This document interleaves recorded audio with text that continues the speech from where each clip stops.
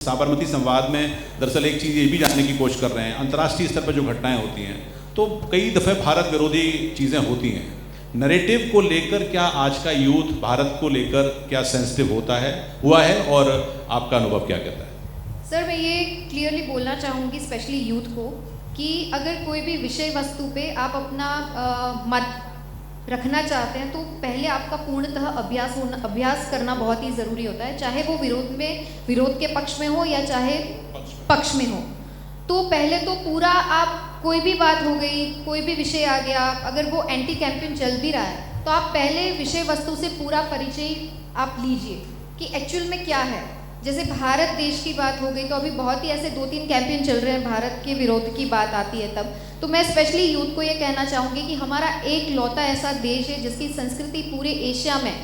सबसे पौराणिक संस्कृति के तौर पे जानी जाती है। आप वेद के बारे में बात कर लीजिए, आप उपनिषद के बारे में बात कर लीजिए, आप ग्रंथ के बारे में बात कर लीजिए, आप महाकाव्य के बारे में बात कर लीजिए, ये सारी चीज़ें कहीं ना कहीं, और जितने भी इन्वेंशंस हुए हैं वो इन्वेंशन कहीं ना कहीं भारत मूल की संस्कृति, हमारे साइंस एंड टेक्नोलॉजी, हमारी पूरी जो व्यवस्था थी, चाहे अर्थव्यवस्था थी, चाहे आयुर्वेदिक थी, जितने भी सारी जो ये हमारी जो टैलेंट, हमारी जो व्यवस्था थी, उनसे कहीं ना कहीं परोक्ष रूप से ये जुड़ी हुई है। और मैंने तो बहुत ऐसे वैज्ञानिक भी देखे हैं, बहुत ऐसे अर्थशास्त्री भी उनके बारे में सुना हुआ है कि जो भगवत गीता को अपना आदर्श मान के अपनी खोज की शुरुआत करते हैं। तो ये हमारी संस्कृति है, हम विश्व में कहीं ना कहीं पौराणिक तौर पे अपने आप को साबित कर चुके हैं। तो ये संस्कृति पे हमें प्राउड हो, यूथ स्पेशली प्राउड करे, बिकॉज पश्चिमी संस्कृति से कनेक्शन हमारा अभी टूटा नहीं है, लेकिन मूलभूत विचारों को कहीं हम ना खोएं, ऐसी रिक्वेस्ट भी इस मंच के माध्यम से आप सभी को मैं करना चाहूँगी। Because it's a really privilege, ऐसी महान विभूति हस्तियों को हमने जन्म दिया, इस भूमि ने जन्म दिया। और एक चीज़ खास जो मुझे बहुत ही ज़्यादा प्राउड फील करने में अहम भूमिका है कि आप विश्व के किसी भी देश को ले लीजिए, कोई भी ऐसा देश नहीं है जिसको माता के तौर पे माना जाए। एक भारत हमारा देश लौता ऐसा है कि जिसे हम भारत माँ के रूप में जानते हैं, और माँ का दर्जा दिया जाने वाला ये देश, और इस देश की संस्कृति, इस देश की विविधता, इस देश का पौराणिक इतिहास, वारसा जो भी है, कल्चर, डाइवर्सिटी,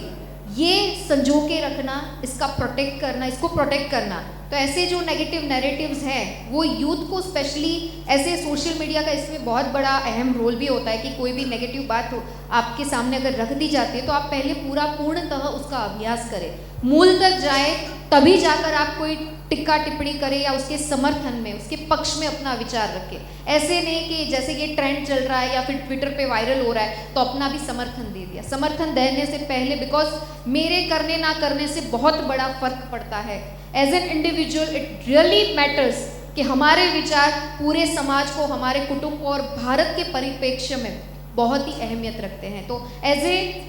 जैसे जागृत यूथ के माध्यम से आप सभी से यही एक विनती रहेगी कि ऐसे कोई भी नेगेटिव नैरेटिव्स चल रहे उसका सपोर्ट ना करें। हमारा जो देश, हमारी जो गरिमा है, उसको बनाए रखना हमारे हाथ का काम है, और आगे जाके भी भावी पीढ़ी को अगर आप देखते हैं तो we are the role models for them. नहीं, पर ये अनुभव आपका कैसा रहता है? मतलब ये आज का यूथ के बाद में कहा जाता है कि पेशेंट नहीं है, उतनी संभवतः वो स्टडी भी नहीं करते हैं, लेकिन सडनली रिएक्शन आता है। सोसाइटी बाइनरी में बटी दिखाई देती है हमारी नैरेटिव को लेकर। इंटरनेशनली इजराइल और हमास के बीच में झगड़ा है, यहाँ पर भी बहुत स्ट्रॉन्ग रिएक्शंस हैं। ऐसे में आप किस तरह से, आपकी जिम्मेदारी किस तरह से बढ़ जाती है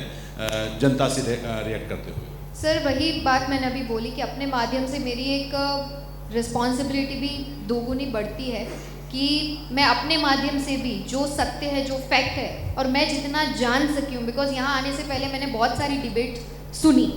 कि जो अभी एंटी मूवमेंट कुछ चल रहा है कि हमारा जो सनातन धर्म है, हमारा हिंदू जो धर्म है, उसके अगेंस्ट बहुत सारी बातें, ऐसी नैरेटिव्स चल रहे हैं, बहुत सारे ऐसे विषय पे डिबेट, टिक्का टिप्पणी हो रही है। बट आप एक बात आप थोड़ा दिमाग से अगर सोचते हैं कि 80% जो आबादी है वो हिंदू धर्म और सनातनी के पक्ष में है, कहीं ना कहीं परोक्ष रूप से उसे मानने वाली जनता है हमारे साथ, फिर भी जो उकसाया जा रहा है, जो यूथ का जो एक सडन रिएक्शन होता है, या फिर हम कहीं ना कहीं कहते हैं कि यूथ जो है वो नास्तिकता के तौर पे आगे बढ़ता है, तो मैं उनको भी यही कहना चाहूँगी, इट्स कंप्लीट साइंस। हमारी जो संस्कृति है, हमारा जो ज्ञान जितना भी हमने दिया है, चाहे आप ऋग्वेद ले लीजिए, यजुर्वेद ले लीजिए, अथर्ववेद ले लीजिए, सामवेद ले लीजिए, या फिर चरक संहिता ले लीजिए, या फिर सबसे बड़ा जो ग्रंथ है, मैं तो यूथ से एक रिक्वेस्ट भी करना चाहूँगी कि आप कुछ ना पढ़े। मैं आपको इसमें से कुछ भी ज्ञान प्राप्त करने को, अर्जित करने को नहीं कह रही हूँ, लेकिन एक बार एक किताब और एक जो हम जिसे मूल मंत्र के तौर पे भारतवर्ष जो अपना रहा है वो आप डेफिनेटली करिए, वो है भगवत गीता। चाहे पर्सनल लाइफ हो, चाहे प्रोफेशनल लाइफ हो, चाहे भारतवर्ष की बात हो, चाहे आपको कुछ भी कंफ्यूजन हो आपकी सोच में, वो सोच जैसे वैश्विक लेवल पर बहुत ही बड़ा परिप्रेक्ष्य अगर रखती है, तो अगर आप भगवत गीता को पढ़ते हैं तो आपका कोई भी जो क्वेश्चन है वो अनसॉल्व नहीं रहेगा। तो मैं अपने माध्यम से वही एक कन्वे करना चाहूँगी मैसेज कि अगर डिलेमा है तो उसका सॉल्यूशन भी विदिन है। और ऐसे जब ग्रंथ, ऐसे जब शास्त्र, ऐसे जब पुराण हमारे बीच में मौजूद है तो बाहर जाने की ज़रूरत नहीं है। कुछ भी रिएक्शन देने से पहले बी पेशेंट, बिकॉज मेरे भी, चाहे मैं भी उसमें सम्मिलित हूँ, बिकॉज एज डिफरेंस इतना नहीं है, but still I am trying to overcome this thing कि सडन रिएक्शन नहीं देना है, पूरा अभ्यास करके फिर आपको बताना है। तो ये आपको पेशेंस और फ्यूचर बेटरमेंट के लिए आपको ये जो हमारी जो माइथोलॉजिकल बुक है वो आपके बहुत ही बड़े काम आएगी। और दिस इज़ नॉट, आप उसे स्टोरी की तरह पढ़िए, माइथोलॉजिकल ऐसे ध्यान लगा के पढ़ने की ज़रूरत नहीं। इट्स नॉट ऑल अबाउट कि ये बोरिंग है, ये क्या इसमें लिखा, नहीं, इट्स रियली यूजफुल। और आपको